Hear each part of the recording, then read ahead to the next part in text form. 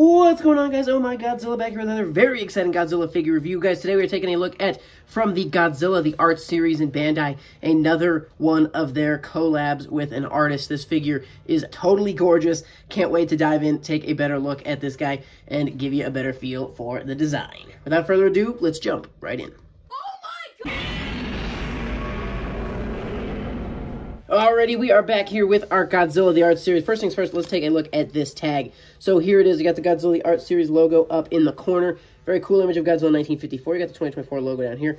And then it's the informational stuff here. So the collab was done with Kosuke Kawamura. And again, this figure was exclusive to the art exhibit where this stuff was going on. Back of the tag looks very cool also. So the only way to get this figure was to be at the art exhibit in Japan and pick this figure up. It was selling for 5,500 yen, which is about 35 US dollars. Good luck getting it for that price on the secondhand market, though, because, yeah, that's just, no.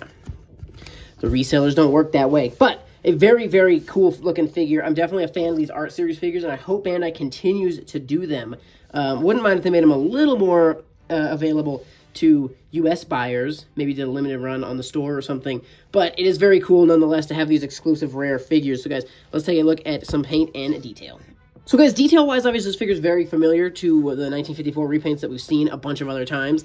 These art figures have not really been new sculpts, except for the original Godzilla 1954 design that they also did. So since this guy's out here, might as well show kind of the height differences. This was the first figure in the art series. And we'll show you a comparison of the other art figure series in a little while here. But just wanted to say, so yeah, aside from that one figure, these guys are just going to be repaints of other designs. I really think the kind of black look on the feet looks pretty cool. The toe claws look really nice in there black. Moving up the leg, you got the blue kind of paint just dropped on him. I like the kind of splatter marks. It definitely looks really cool there. In typical Bandai fashion, the entire tail was, of course, not painted, which would have been acceptable had they done... had they continued this kind of drip design, but instead it's just a hard cutoff on the spines. So definitely a little disappointing there. Moving with the body, same detail we're used to on the 1954, just that blue. A little bit of differentials on the underside of the arm, so that's kind of cool that they threw a little bit in on the one hand there. And it's also, I really appreciate the fact that it's not just a copy-paste on each leg. You got the one long stripe going down there, and then a shorter stripe there, long stripe, and just so they definitely didn't just copy-paste the left side and the right side, so that's at least admirable. Definitely am a fan of that practice. The face looks fine. The teeth and eyes are actually painted pretty well. The teeth, the teeth sculpt on this figure are just a little lazy, but the paint is applied pretty well.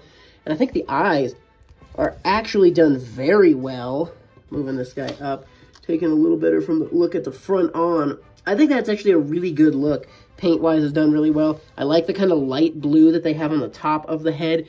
Very cool detail. And the spines are pretty awesome because you can tell they did like a white base and then painted the red. And I actually like how it kind of, you can still see some of the white. Also, it feels fairly semi-patriotic with, you got the red, white, and blue in there. So a little something for us Americans. But definitely a pretty good big fan of the art, the paint design on this figure.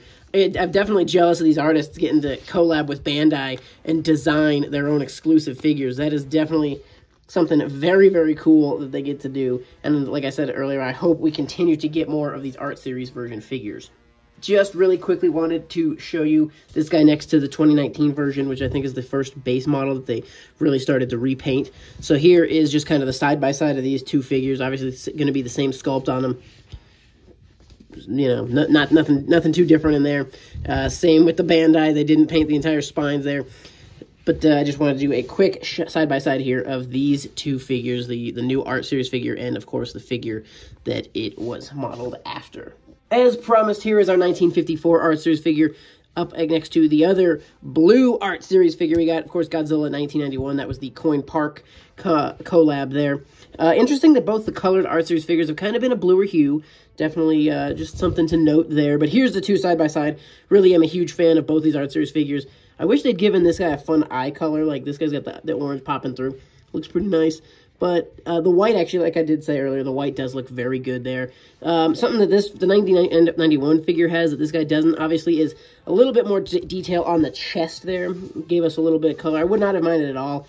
Some nice, just throw some more, even this light blue, just throw a splash on the chest just to mix it up a little bit, break up this such a solid blue chunk. Definitely, I probably like the 91 spines better. I just love that, you know, the yellow and the blue looks so good. But like I said, I really am a fan of the red and white as well on this one. A couple of very cool looking tags. I did a full video on this guy. And look at this. My goodness, they painted his whole tail. So definitely go check out the review on this art series figure if you have yet to check that one out. But back into our 1954 art series figure, definitely still a fan of this design. Jumping into some articulation real quick, guys. So obviously the head, you can see there's no joint there, so the head's going to be fixed. The arms do get a nice easy 360. Legs on this figure also get a fairly easy 360. Watch that toe claw, though, because it can, if you don't kind of pull it out of it, it can nick that arm, which could definitely over time start to chip away at that blue paint. Tail articulation, this is going to be a fixed joint. I'm not sure if you could break the steel and get articulation out of that, as per usual. That is something I am not going to gamble with. Let me know if you decide to gamble with that. So just the 4 points of easy articulation, arms and legs. It would be nice if they did give us a head seal, give us a little head turn, or something in the tail. But I definitely feel like Bandai's been kind of cutting back on articulation overall. So the 4 points is kind of just to be expected at this point. So like I said earlier, with this being just a repaint, there's not a ton more to add on to the video aside from, you know, taking a good look at the detail and whatnot and admiring the tag. So guys, I wanted to just break it down. Let me know your thoughts on this figure in the comment section below. Also, let me know what your favorite Godzilla art series figure is. Is it this new 1954, or is it the 91, or is it the maquette 1954 design? These are our 3 art series figures to date. Like I said earlier, I do very much hope we continue to get more figures in this art series. I really love the collabs. I really love the different artists are getting a chance to you know, kind of put a spin on a Bandai figure. Like I said, I would love to be able to do that. Of course, I guess theoretically I could do that if I just had repainting skills, but I don't believe I do. So we will avoid that for the time being, guys. But like I said, guys, let me know your favorite of the 3 figures in the art series. Is it the new 1954, the 91, or the maquette 54? Guys, thank you so much for watching. Stay tuned for more, and we will see you in the next one.